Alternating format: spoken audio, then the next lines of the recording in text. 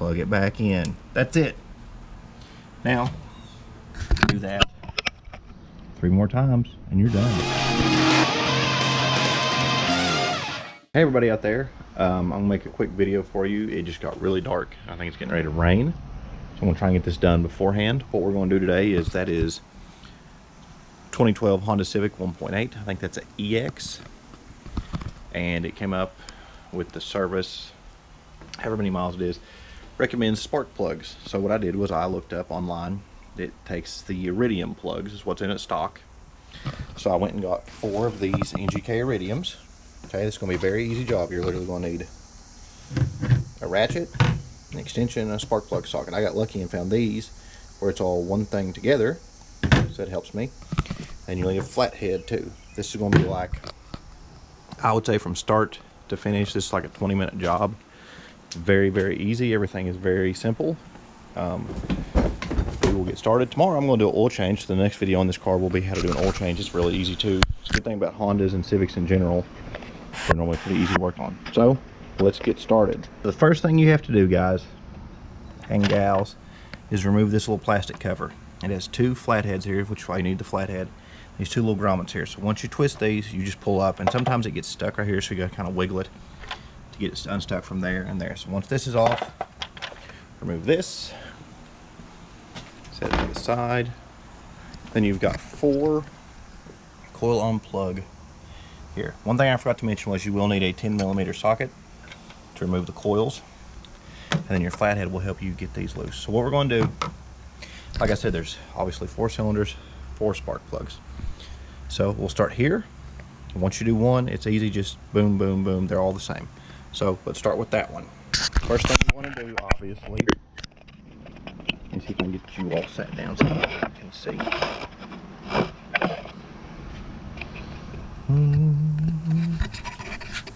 Let's put you right there. All right. So 10mm.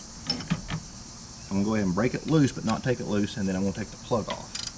Okay, so break it loose like such. These have never been loose from the factory, I guarantee you, so they will be snug. This guy pinch down. Okay, it has a little tab you push, and what I was doing, as you can see, just take your flathead and real gently just push it back. Okay, pull on this part.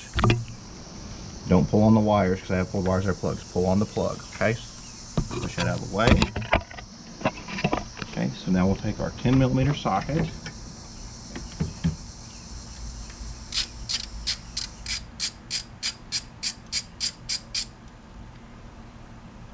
Okay. Do not drop the bolt. Pull your coil pack out, get a little wiggle.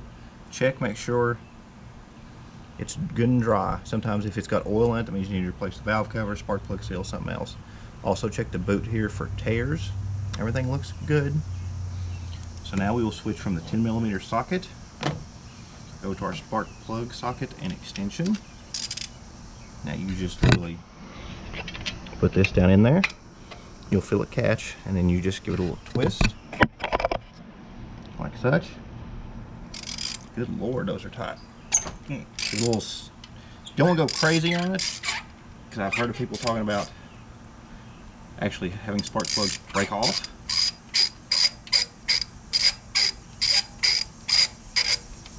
Okay.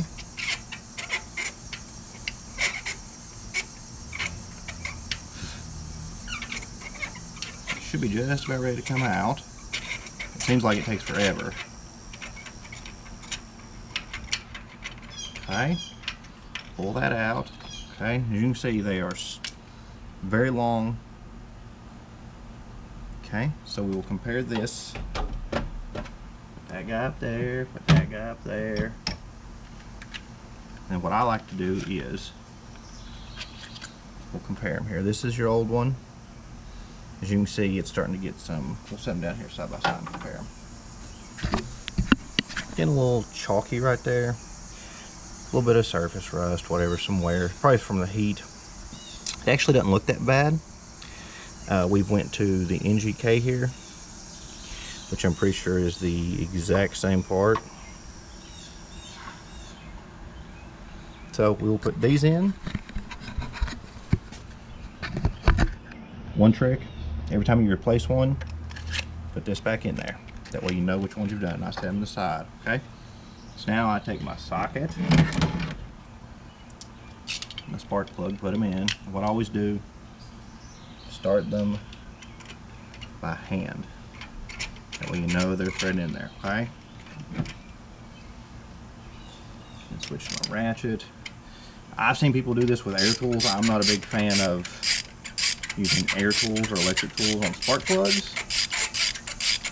They're porcelain, plus the threads are in the head. This is something you really, unless you do like a thread search or replace the head, if you strip a thread, you're kind of screwed, right? So what I recommend doing is getting it hand tight and then going a quarter turn.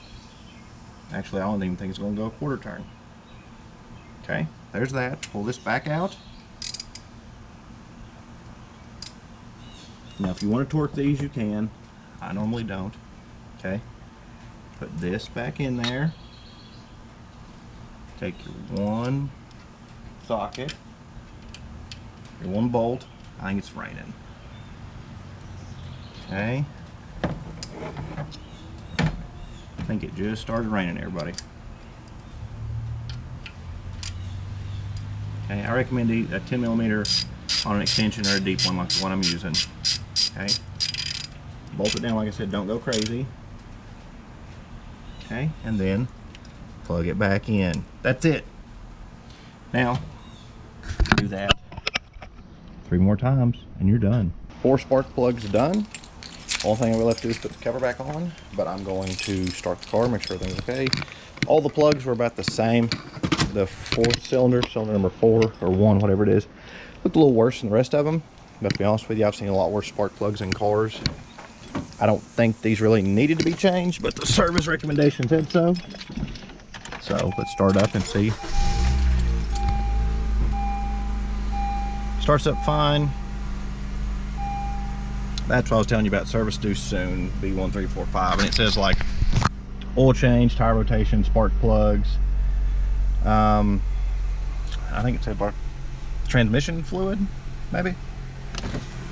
So I'm going to do now, turn this thing off, let it run for a minute.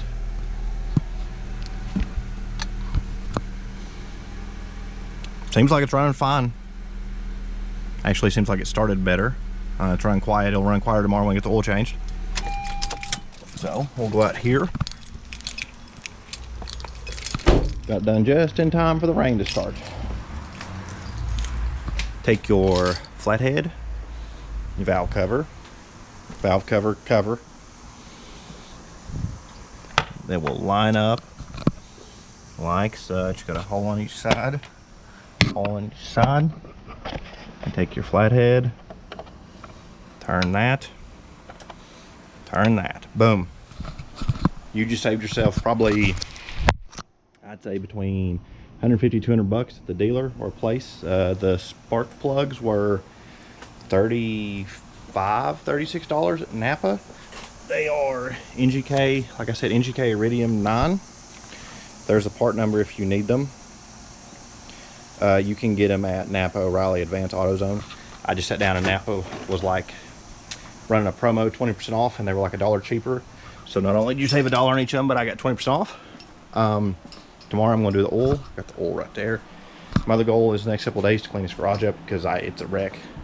I've got stuff laying everywhere. But that's all there is. Simple, easy maintenance. This is something, like I said, this is something easy to do that you can save yourself money. I do recommend NGK or Denso. I did see that AutoZone had the Bosch double Iridium on sale. I've never run Bosch in an import, only in an American car, so I don't know. I can't say whether they do the same, any better, any worse. Imports I always use NGK or Denso. Americans I try and use AC Delco or Bosch. I really like Bosch. But that's all there is, guys. Like I said, it's done. Like a 30-minute job, start to finish. I do recommend, one thing I'm going to tell you, and I highly recommend this, so listen, is if you get on the AutoZone website, it will tell you, They probably all tell you, but I know for sure AutoZone does, that OE plug is iridium, OE plug is double platinum. It will tell you what the original metal for the plugs is. Stick with that or go up.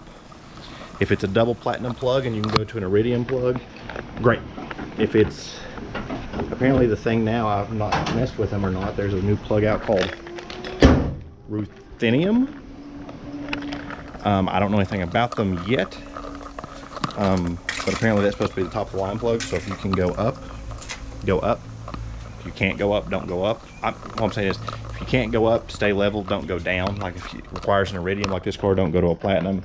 If it requires a platinum plug, definitely don't go to a copper or just a regular plug like NGK. I think they're G power or V power, whatever the regular plug is.